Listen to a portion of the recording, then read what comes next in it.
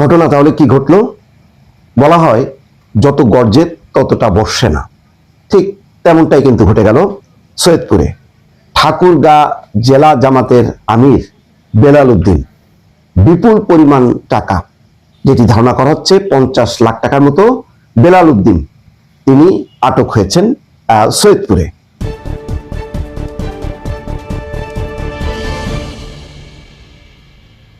কোথায় ঠাকুরগাঁ, কোথায় সৈয়দপুর। তার মানে চিন্তা করেন, শেষ মুহূর্তেও জামাতের এই প্রার্থীরা কি পরিমাণ টাকা বিলি বন্টন করছে ভোটারদের মধ্যে এবং বিভিন্ন কেন্দ্রে কেন্দ্রে টাকা দিয়ে নিয়ন্ত্রণ করতে চায়, তার কিন্তু কিছু আলামত ধরা পড়েছে এর আগে।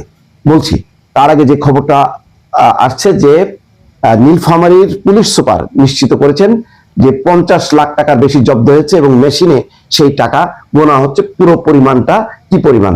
সৈয়দপুর বিমানবন্দরে। তার মানে সম্ভবত এমন হতে পারে যে সেই টাকা নিয়ে আজকে ফ্লাইটে ঢাকা থেকে এসছেন, টাকা নিয়ে সৈয়দপুরে তিনি নেমেছেন এবং তারপরেই আইন শৃঙ্খলা বাহিনীর হাতে ধরা পড়েছে। তবে প্রশ্ন হলো যে এই যে বিমানবন্দরে ধরা পড়লো, এই বিপুল পরিমাণ টাকা ঢাকা থেকে কিভাবে ফ্লাইটে করে নিয়ে আসলেন তিনি? এই তদন্তগুলো নিশ্চয়ই জানা যাবে। মেশিনে গণনা চলছে, মাত্র জানা যাচ্ছে 50 লাখ টাকার বেশি জব্দ হয়েছে তার পরিমাণ। তার মানে ধারণা করা হচ্ছে এখন পর্যন্ত 50 লাখ টাকার মতো, মেশিনে গণনার পরে জানা যাবে চূড়ান্ত ভাবে কতটা। এই ঘটনায় কিন্তু প্রমাণ হলো যে এবারের নির্বাচনে সবাই কম বেশি টাকা পয়সা মানে বিলি বন্টন করেছে। তার মধ্যে কিন্তু সবচেয়ে যে চাঁদাবাজির বিরুদ্ধে কথা বলে, দুর্নীতির বিরুদ্ধে কথা বলে একেবারে সারা দেশে মাতম তৈরি করেছে জামাত বিএনপির বিরুদ্ধে, তাদের অবস্থায় দেখেন। তার আগে দুটি ঘটনা বলি। একটি ঘটনায় ব্যারিস্টার শাহরিয়ার কবির, যিনি একজন খুদে দোকানদার বা হকার, তাকে দেখেন প্রকাশ্যে কিভাবে টাকা দিচ্ছে, বাচ্চাদেরকে পর্যন্ত টাকা দিচ্ছে। এটা হলো সবই নির্বাচন। আবার বলছে গর্বভরে, এটা কিন্তু তোমরা মনে করো না এটা ভোটের চান্দা, এটা তোমাদের খেলাধুলার চান্দা। আচ্ছা, এখনই চান্দা দেওয়ার দরকার থাকলো শফিকুর রহমানের নির্বাচনী এলাকায় এইভাবে টাকা? তার মানে বোঝেন, যদি সাধারণের মাঝে এইভাবে 1000 টাকার নোট বিলি করতে থাকে, তাহলে কি পরিমাণ টাকা বিলি বন্টন হয়েছে। এরা সততার কথা বলে। ওই যে দেখছেন না, তারা বিকাশ নম্বর চায়, আইডি নম্বর চায়, তার মানে প্রতি মোবাইলে তারা টাকা দেবে। সেই কারণে মোবাইলগুলোতে টাকার লিমিট পর্যন্ত করতে বাধ্য হয়েছে সম্ভবত এইসব পরিস্থিতির কারণে। এত দুর্নীতি করে বিএনপি।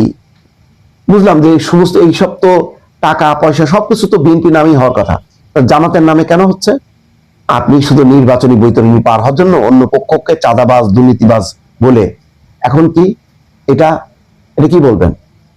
ওই পুলিশ সুপার আওয়ামী লীগের, অমুকে ওই বিমানবন্দর কর্তৃপক্ষ আওয়ামী লীগের দোসর, এই কারণে মানে ধরছে। আজকে আরো দুদিন আগে থেকে যদি আইন শৃঙ্খলা কর্তৃপক্ষ ব্যাপকভাবে তৎপরতা চালাতো, আমার ধারণা যে আরো ঘটনা ঘটতো। কারণ এরা হলো সততার হচ্ছে কি বলে পাহারাদার, এরা হলো ঠিকাদার। তো আজকে এই ঠিকাদাররা এখন কিন্তু এক এক করে আমার ধারণা যে ধরা পড়বে। আর একটা ঘটনা বলি, নাটোরের ঘটনা। দুলু, বিএনপি নেতা দুলুর অভিযোগের প্রেক্ষিতে 4 কোটি টাকার একটা লেনদেন বন্ধ করা হয়েছে ইসলামী ব্যাংকের। তার মানে এই ইসলামী ব্যাংক অন্যান্য আর্থিক প্রতিষ্ঠান দিয়ে ব্যাপকভাবে কিন্তু টাকা পয়সা ছড়ানো হয়েছে এবং এদের সুবিধা বিভিন্ন ব্যাংকগুলো এদের নিয়ন্ত্রণে, বিশেষ করে এই যে ইসলামী ব্যাংক তো তাদের নিয়ন্ত্রণে, ইসলামী ব্যাংকের শাখাগুলো আছে, সেখান থেকে টাকা উঠাচ্ছে আর বিলি করতেছে। বিএনপির তো এই সুবিধা নেই। তাহলে এত লম্বা লম্বা কথা আমরা এই পুরো নির্বাচন জুড়ে শুনলাম, এখন বাস্তবে কি ঘটছে দর্শক আপনারা বিচার করেন।